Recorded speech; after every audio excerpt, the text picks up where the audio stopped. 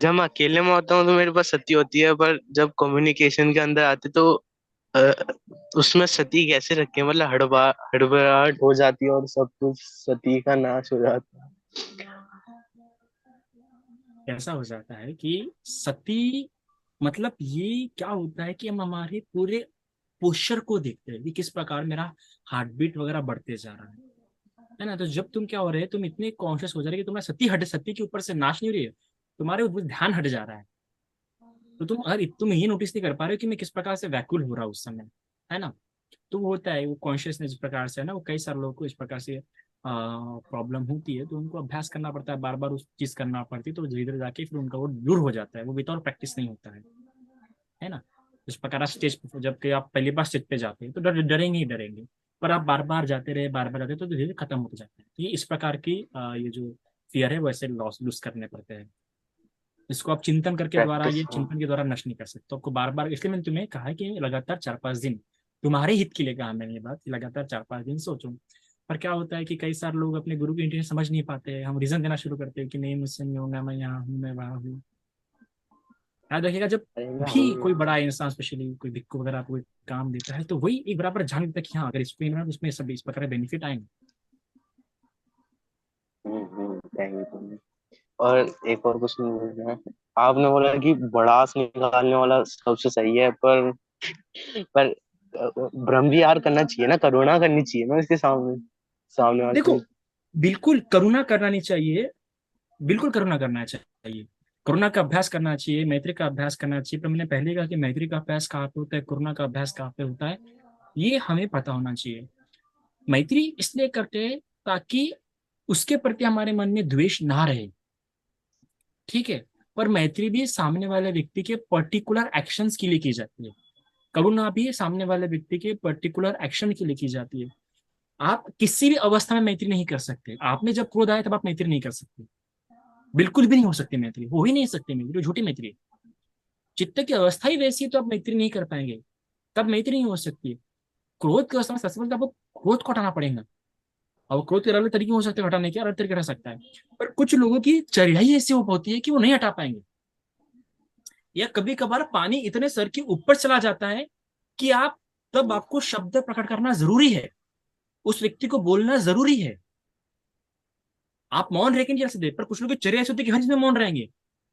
कभी कभार बोलना बहुत ज्यादा जरूरी होता है। नहीं, भड़ास निकालना जरूरी है, पर मेरा उस शब्द बोलना भूल गया मैं, कि अच्छे तरीके से भी निकाली जा सकती है भड़ास। ऐसा नहीं, तुम्हारा बोला था ये देख रहा आजकल नाटक में क्या चल रहा है तुम्हारा वगैरह वगैरह, ऐसे भड़ास नहीं निकालनी है। भड़ास निकालने के समझो आपसे बड़ी है, समझो मैं खुद देखिए, एक बार मेरा बुरा दिमाग खराब हो गया हमारे बड़े बंत जी के प्रति। ऐसा बहुत दिनों से हो रहा था, तो मैं बहुत बहुत बार बंदी से, ऐसे बहुत बार ऐसा हो गया, तो मेरा भी रहा नहीं गया। एक बार ठीक है इग्नोर, दो बार ठीक है इग्नोर, इग्नोर भी कब तक करेगा इंसान, क्योंकि मैं तो एकदम ये पहुंचा हुआ इंसान नहीं हूँ। मुझे बहुत गुस्सा है, मुझसे बुरा लग गुस्सा मतलब बुरा लगता है, वो डिपेंड करता है। मुझे बहुत बुरा लगा बड़े बंती के प्रति, मुझे बहुत ऐसा बहुत, फिर एक बार हुआ, 2 बार हुआ, 3-5-6 बार हो गया, फिर बहुत बुरा लगा। फिर मैं चुपचाप बड़े भंजी के रूम में गया एक दिन रात को, समय देख के मैंने बोला भंती जी आपसे कुछ बात करनी है। वरना मेरा सब गुस्सा तो बहुत खतरनाक रहता था।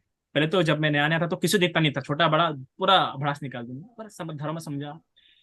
फिर बड़े भंत जी के पास गया, Bhante ji I want to talk something, मतलब मैं आपसे कुछ बात करना चाहता हूँ, मैंने बोला इंग्लिश में। फिर बैठ गया, उनको ऊपर कुर्सी बिठाया, मैं जाके नीचे पे बैठ गया। नीचे बैठा तो कैसे बैठा, एकदम शालीन इसमें, क्योंकि ये नहीं दिखाना, एकदम शालीनता में बैठा, घुटने के बल पे मैं बैठा, क्योंकि घुटने के बल बैठना जरूरी, घुटने बल बैठे इसका मतलब आप जानते हैं कि आप छोटे हैं। घुटनों के बल बैठ रहे हैं मतलब आप जो भी किया उन्होंने गलत काम आपने किया, घुटनों के बल बैठ के नीचे गर्दन डाल दिया, ऊपर देख उनके आंखों की आंखों डाल डाल के नहीं बोला, क्योंकि गलत मैं भी हूं कहीं ना कहीं। गर्दन नीचे डाल के और घुटनों के बल बैठ के बोलना, मैंने मेरे को आपकी बात अच्छी नहीं लगी, मुझे बहुत बुरा हुआ, मुझे बहुत हर्ट हुआ। ऐसा ऐसा मैंने बताया, मैंने मेरी इंटेंशन बताया, बनते जी मुझे ऐसा ऐसा लग रहा है। फिर उसके बाद वो हल्का लगा, रहे बोलो मत। तो मैंने उस समय एक ऑब्जर्व किया कि अगर गुरु से गलती से अगर आप इग्नोर हो रहे हो, तो आपके लिए हानिकारक है। गुरु से गलती से अगर आप इग्नोर हो रहे हो, अगर गुरु ने गलती से आपका मन दुखाया है, तो ठीक है आपके लिए हानिकारक है, हानिकारक है, तो आप जाके क्लियर करो।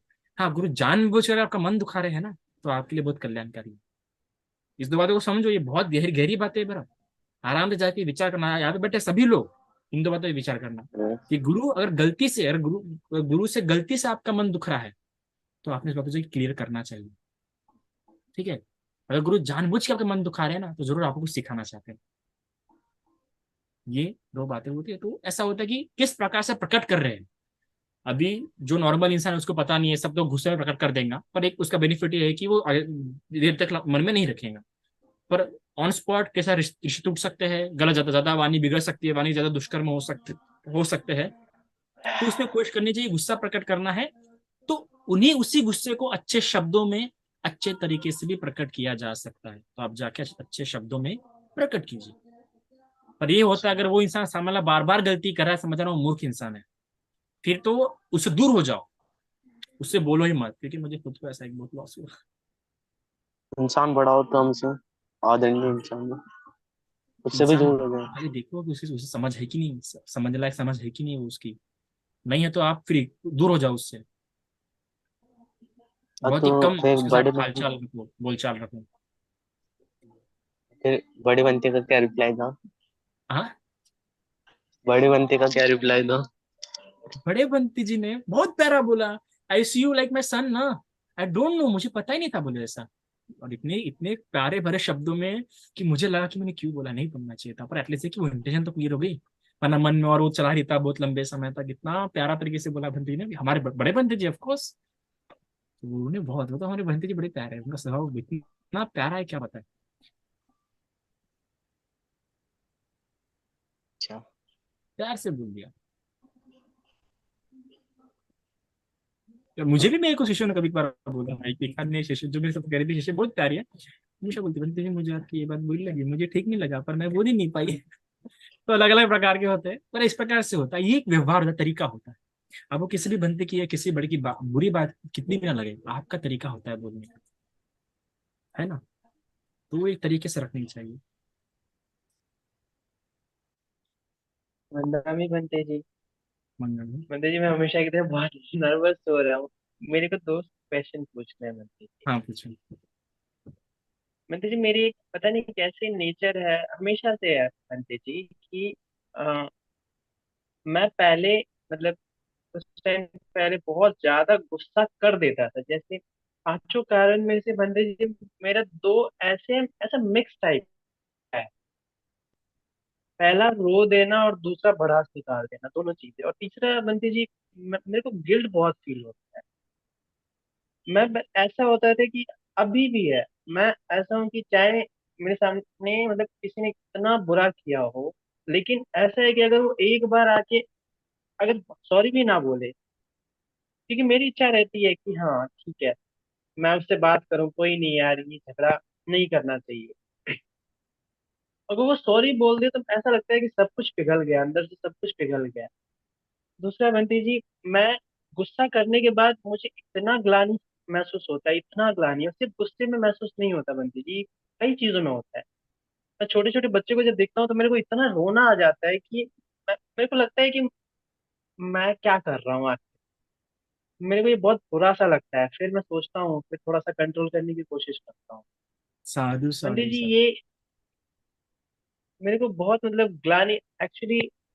और ऐसा नफरत हो जाती है कि ये क्या कर दिया, अगर किसी को कुछ बोल भी दिया है तो मेरे को ऐसा ग्लानि महसूस होता है बहुत ज्यादा। बंदे जी, ये भी मुझे मतलब अब पता नहीं क्यों मेरी समझ से मुझे पूरा सही नहीं लगता है, क्योंकि इस ग्लानि की वजह से मैं आगे चीजें नहीं कर पाता।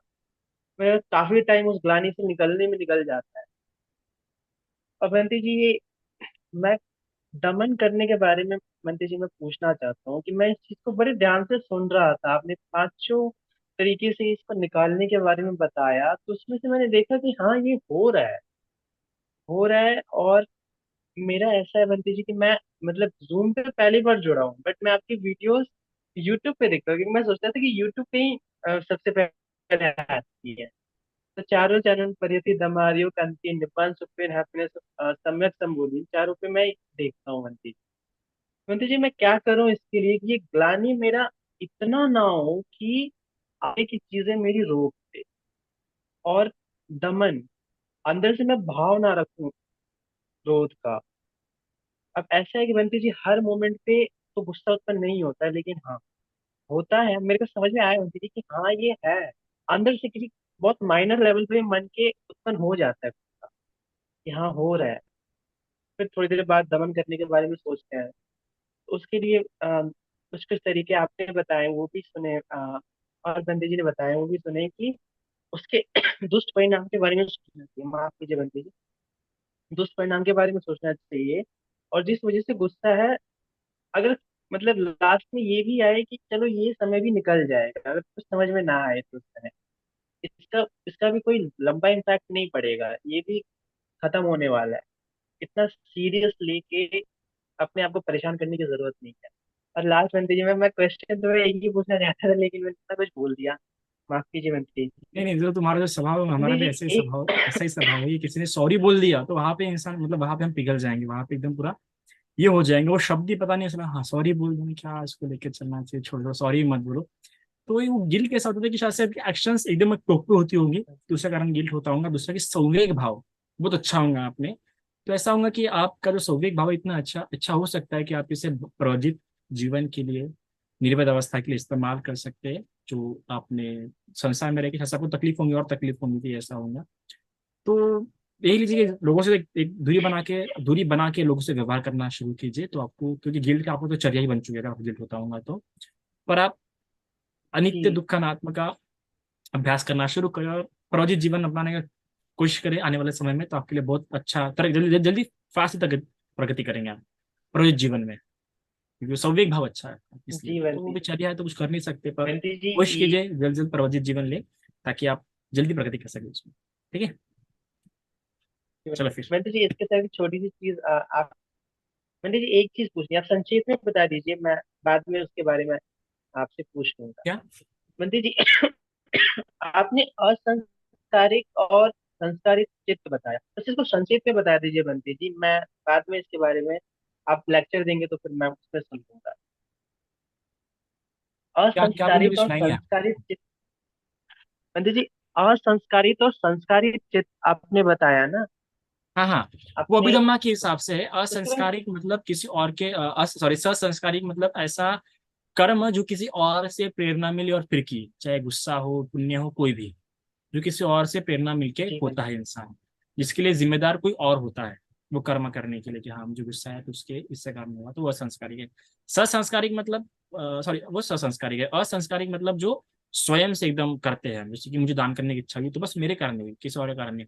पर किसी और को दान देख, किसी और कोई और दान दे रहा है, उसको देख के मुझे दान देने की इच्छा हो रही है, तो ये जो चेतना, ये जो चित्त है, ये ससंस्कारिक चित्त है। तो इसका पुण्य जी कम बंटी। होता है उसके मुकाबले, असंस्कारिक चित्त के मुकाबले। असंस्कारिक पुण्य ज्यादा होता है कि मुझे खुद ही इच्छा हुई चेतना करने की, ठीक है।